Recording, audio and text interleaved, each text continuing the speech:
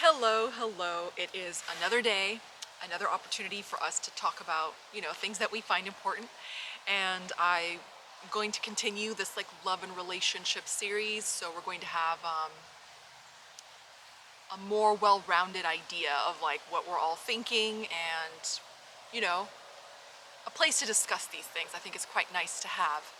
So today's topic, or this video's topic, is going to be fear of attachment. So if you're interested in logical dating advice, I've done betrayal, rejection. I haven't done betrayal. I've done breaking up, but I'll do betrayal.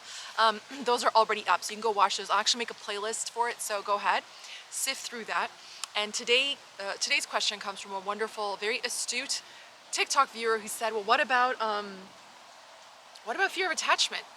And that's a really good one because it's just so interesting when you look at it like generationally, excuse me, and when you look around yourself, you look around the world, now that we're in a time where people are more aware,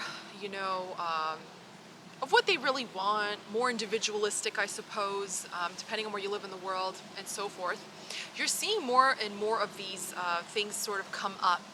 So one thing I want to address first and foremost in terms of attachment is when you're online, there are so many things that say things like women over the age of 40 who make six figures are the least happiest, according to science. Like some dinkus in a laboratory was like, I'm a sciencer with like some beakers and like green fluorescent liquid. Like, how do you know? Like, that's my first question. Is like, how do you actually know this? That's what I want to know. Like, I see a lot of people quoting studies on Instagram, TikTok, Twitter, whatever, writing articles, but who did you ask? How many people did you ask? And what demographic of people did you ask, right? Because being over 40 and single can be stigmatized in one culture and celebrated in another, okay? So you can't, that's why I always say generally, because to generalize without prefacing is like pretty idiotic, right? So that I'm very like, I just think, how do you actually know? Like if someone said, oh, that's four, there's four of those, and if a child went, how do you know? If you say, oh, 2 + 2 is 4, 1 + 3 is 4, they go, oh, okay, I understand. But just to say randomly, like, single women are unhappy, it's like, what single women? That's the first thing I'd like to know. Secondly, I also want to make mention of historically, or in recent times, I should say, okay, the last 1, 2, 3, 4, 500 years of our civilizations. Like I mentioned Esther Perel in a previous video, like everybody should go watch Esther Perel. Marriage was an economic arrangement or simply to survive, okay? So when we became an agricultural society, if you worked your whole life on a plot of land, you didn't want that just to go to anybody. So it was helpful to have a formal arrangement with someone so that your children would inherit that land and it would be passed down. So you didn't work and toil for nothing for decades of your life. I mean, if you lived to be like 40 and didn't like die of diarrhea, okay? That being said, it seems, for the first time, from what we can tell, we actually have options, okay? So now knowing that women and men have the option to live a life where they're not dependent on each other, some people are going to choose that. Some people are going to choose not being partnered. I don't believe that everyone who isn't partnered is single by default. I think there's the narrative that people who aren't married are married by default, are not married by default, and therefore they're a failure. Something's wrong with them. There is something wrong with all of us, and of course, there's some very extreme cases. You look at someone, you're like, as one of my this is so funny. This was a big sign to me. My ex said this about his best friend. He said his name. He said he really wants to get married and have kids, but bless him, no one will have him, And I thought, girl, no one wants you either. And it's like, yeah, like sometimes people don't want to do that inner work. And sometimes people choose that for themselves, okay? And I don't mean choose in a way that's really unpalatable, which you hear.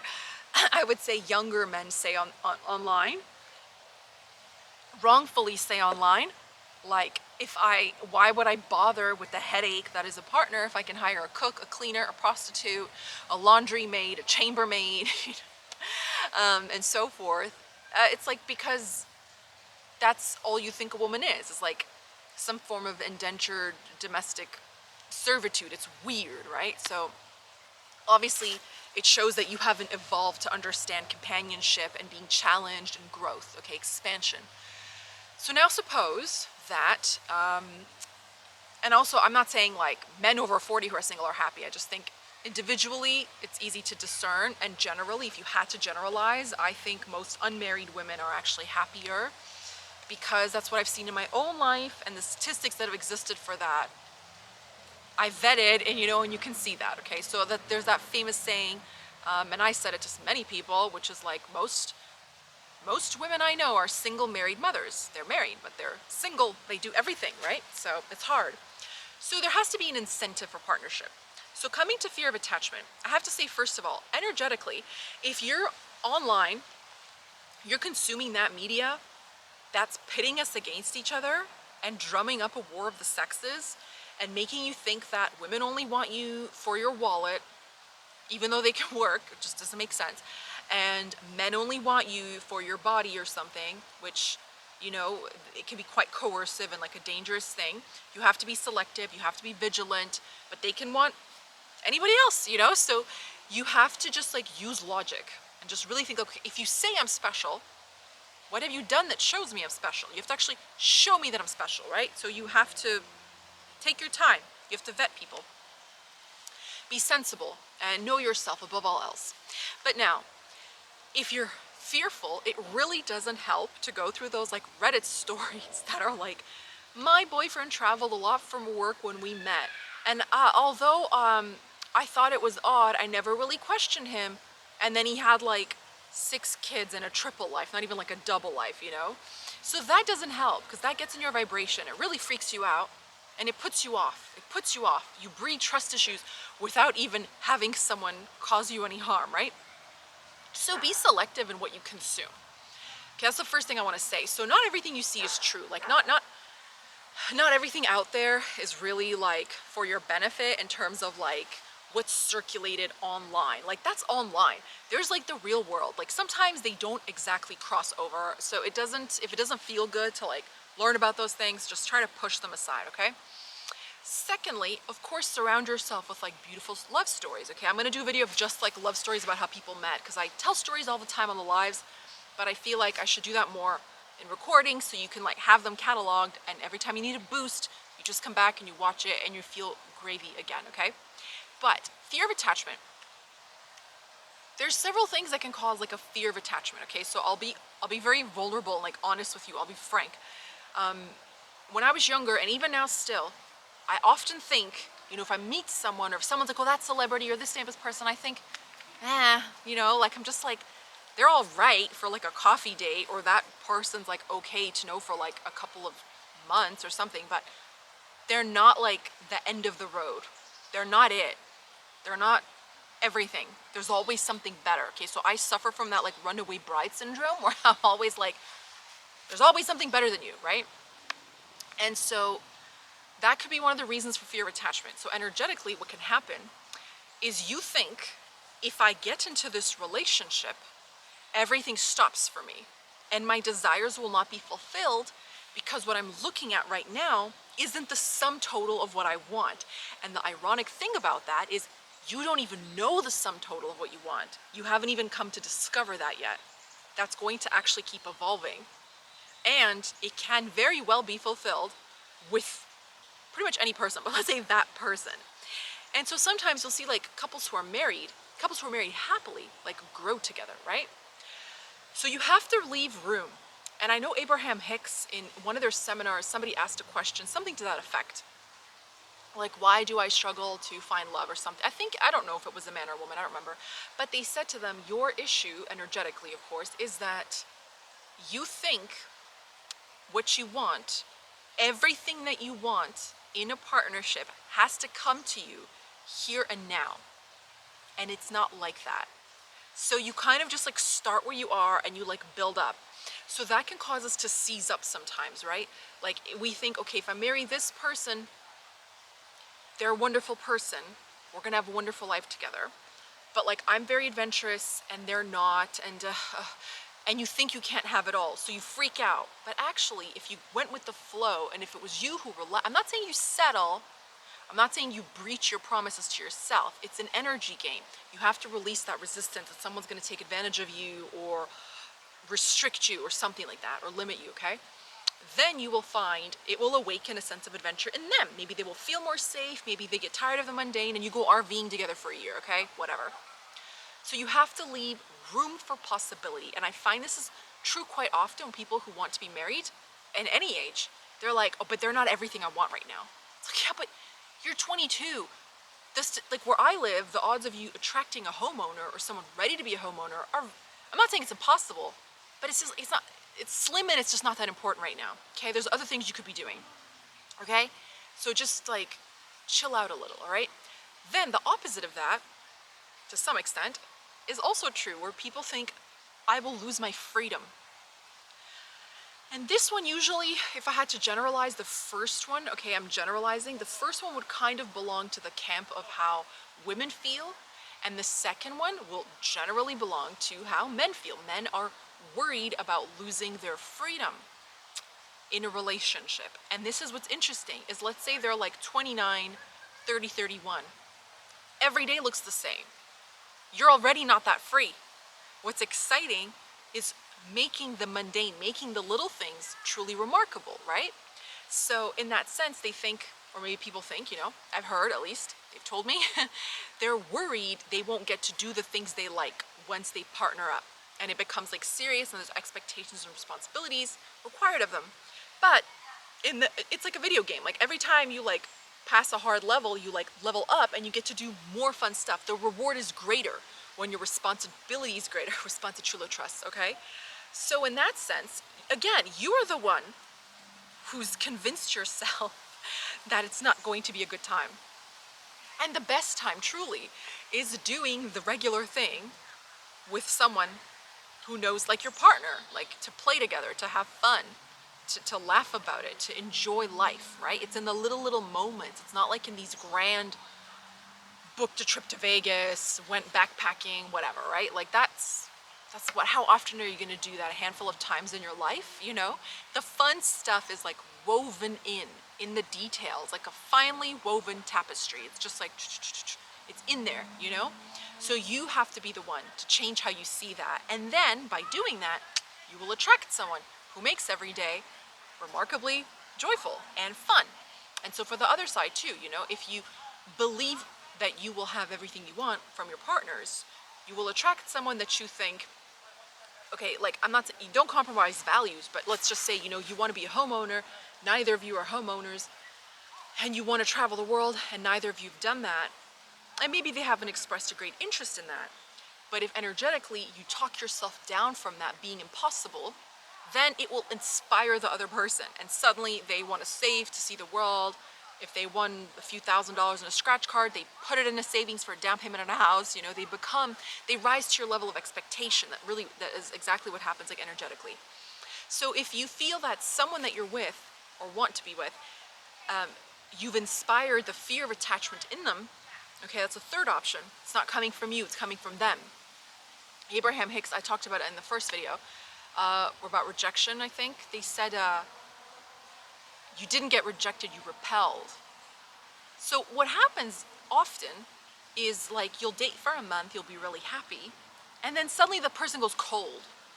And now this is really upsetting to you because you're like, you pursued me, we had a routine, and now you're reneging on our contract. You're canceling, you're backing out. This makes no sense. Why did you approach me if you didn't want that? So now it's thrown you off your equilibrium. And that's actually the only thing you need. That's the only thing you need to get what you want. So the best thing you can do is just take pressure off the situation and just be like, well, I want you to stay if you want me. I don't want you to stay because you feel like you have to be here and then resent me after and try to make me look crazy. I'm not having that, you know? Ciao, God bless you.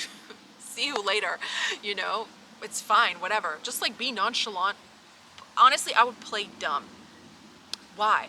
Why let someone get under your skin and unnerve you? To what end? I don't think so. Even if they paid your bills, even if they were the greatest thing that ever happened to you, you matter more to yourself, okay? So, I mean, if they want to go, let them. And if they want to stay, they'll figure it pretty quickly, right? That's fine. I remember this one colleague of mine was very successful. It was like 8 years ago. I asked him how he met his wife. They were set up on a blind date. She's obviously like not as successful as him. Her family background socioeconomically is like low, okay? And he said, I just had so much fun on our first date. And it reminds me of the book Why Men Marry Bitches by Sherry, I think it's Aronov. And I said, oh, what was she like? And he said, she just didn't care. And I was like, what, like, look, Travis, look what I can do, like a punk, like didn't care. And he went, no, like not care about the world. She just like, basically he was trying to say it without saying it, like, that he was like rich and like everybody wanted him, you know, and she like didn't care. And he was like, yeah, she was like interested in having fun, you know, in her culture, like their different cultural and religious backgrounds. He was like, she has a lot of family, so she was always walking with a cousin, always having coffee with a friend, always on the phone to a sibling. Like I wasn't the center of her world, you know?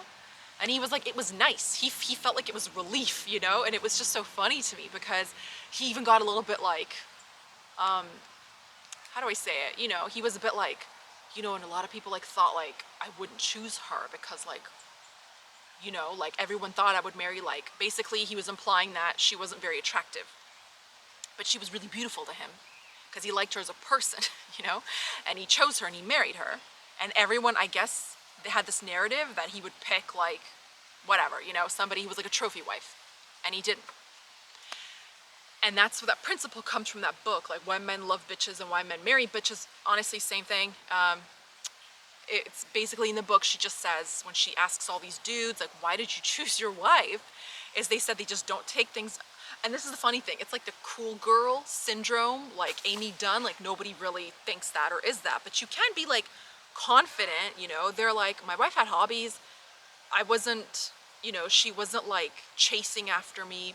She just loved her life. Like she just had a lot going on in her life. And she was like happy with herself, and it made me want to be around her, you know, made me want to be around her.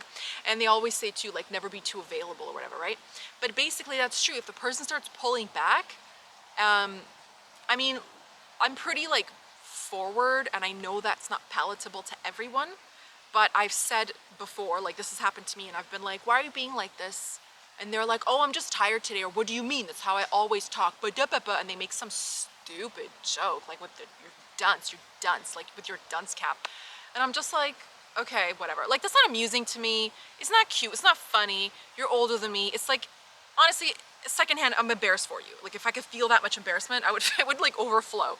But I just thought, no, I just don't care. I just don't care. And well, honestly, like if you're interested in like your astrology auntie having something to say, they always come back. They always come back. I just like never really cared. I thought, I don't want this like buffoonery in my life. Like I didn't go to clown college. I didn't go to clown school. I'm not in the circus. I don't wear a big red nose. And I'm a curly wig. Like, I don't want to do that. Okay, like I'm over here. I'm like, there's lots of men who will treat me nicely, who will appreciate that. I'm like, I'm tolerable, you know. I try to be ladylike, whatever. And if you're not on board, what's it like? What do I care? You know, that's like so disrespectful. I'm not lowering myself to be like, why don't you wanna? I'm like, I'll ask once. I'll say, what's up with you? Like you're being a bit off. Is something the matter? And if you don't tell me honestly, and you keep it up, I just don't reply. I just feel like, what's the point? You know, what's the point? And so, I mean, that's like a very practical thing. So fear of attachment, if it's inspired in someone else, there's only so much you can do, okay? You can't drag someone down the altar and make them say the vows, okay? It's like, it's not even worth it. You don't want to like bully someone into matrimony. It's just like, what's the point? So when we were talking about, we had a live before this on TikTok, and we're talking about compatibility and all that. And I said, I mean, it matters to an extent, because even if you had amazing compatibility, you can't make that person want to be in a relationship with you, okay? There's two factors, there's two elements. One, the person actually has to want to be in an active, happy, healthy, stable, long-term relationship, okay? That has to be on their list. Secondly, you have to be their choice of mate. Just because they want that doesn't mean they want it with you. Just because I want that doesn't mean I want it with everyone who smiles at me or asks me out. You have to be discerning and just be like, you're not the best thing for me, but thank you so much, you know? So have those standards and adhere to them. This is a lot to do with energy, but it is also very practical. It's very pragmatic work, okay? This isn't rocket science and this isn't magic. You just have your standards and you are vigilant. You just have to be vigilant about it, okay? Because even if you don't like get married within a year, at least you're not disappointed, heartbroken, and or feeling really bad about yourself because you broke a promise to yourself that you wouldn't be sad over somebody who didn't even care about you, right? Like Abraham gives the analogy, they're like, if someone called you on the phone and you didn't even know, a wrong number, a stranger said, hello, I'm just calling to let you know I'll never talk to you again. You would say, okay, bye, and just hang up. It'd probably make you laugh, right? So why does it hurt so much when someone that you know does that to you? And you know the answer, it's because they promised you something, it's because you had a good thing going, you invested a lot of your heart and love into them, blah, blah, blah, blah, blah, right? But that's a different version of that person. There's like multiple versions of people. So in this reality, they're taking a step back. They're going back on their word. And I'll tell you right now, thank God, because you don't want them doing that when you're like 36 hours in labor in a hospital, bound to them in wedlock, bound to them by soul, now bound to them with a child, bound to them to a mortgage. I mean, even then you can untie everything, okay? But the sooner the better. This is pretty much for the dating crowd. The sooner the better. Ciao. Good riddance, okay? So once you talk it down like that, it's not so bad. And I understand when you're younger, it hurts a lot more. But once it's happened like a handful of times, at that point it just becomes like laughable. Because you can also smell it. You could just like tell it's coming from a mile away and you're like, whatever. At least you know in advance, you can get a good night's sleep, okay? So whether you're the one having fear of attachment, I've said usually it's because you believe that person cannot fulfill your expectations in that moment. But you also have to make room for the fact that life is long and they eventually probably will if you hold your expectation high that it will happen. On the other hand, if you're worried about freedom, you're missing the point. It's like an undisciplined child. After a while, nothing's fun or interesting to them. All they do is throw tantrums and they're never really happy. They say that children who don't experience discipline are generally unhappy. So you have to like accept the day-to-day life thing, evolution, growth with the big picture, right? So one is like little picture, one is like big picture. And once you blend them together, you have like the perfect formula for happiness. So I hope that made sense to you on an energetic and practical level. As always, thank you very much, and I love you all. And if you'd like to watch more, I have more videos, so go watch those. I'm also on TikTok, and there's more information in the description box. I'm gonna go make some dinner now and think about life, because it's a beautiful day, and I'm in a good mood. And tomorrow's an eclipse, and it's a very romantical eclipse because Venus is 1 degree away from the eclipse point. So we will all be changing how we view relationships and how we deal with all of that. So I'm pretty excited. I think we're gonna have a powerful shifting narrative. And you know, Scorpio is a sign of like poison and healing and alchemy. And the first step of alchemy is to purge in the fire. So I think we'll all come out feeling better in the end. I'm pretty sure of it. I think it's time. I think it's time we like take control of narratives. So one last thing about narratives, I mentioned like that gentleman was saying no one thought he would marry that woman. Try to keep as many things as you can to yourself, because a friend of mine is a professor, and she said, she explained this like narrative thing to me, where basically she grew up in a small Texas town, you know, it's a pretty homogenous. And she likes foreign men, so her boyfriends have all been like a different ethnicity, different race than her, okay? That's what she likes. And they're all on her level. They're all like PhD, they all work in university, whatever, right? But she said, there's this thing about narratives where she goes, it's not that my parents don't like the people I choose. It's that, as my mother said to me, I just thought you would be with someone different.